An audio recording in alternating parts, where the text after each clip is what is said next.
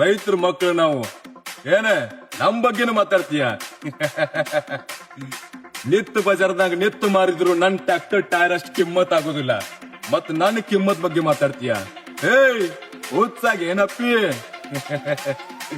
ಹೇಳಿ ಕೇಳಿ ರೈತರ ಮಕ್ಕಳು ನಾವು, ಯಾರ ಮುಂದನು ಬಗ್ಗೋ ಸೀನೇ ಇಲ್ಲ. ಏನ ಹೆಂಗ ಬೆಂಕಿ?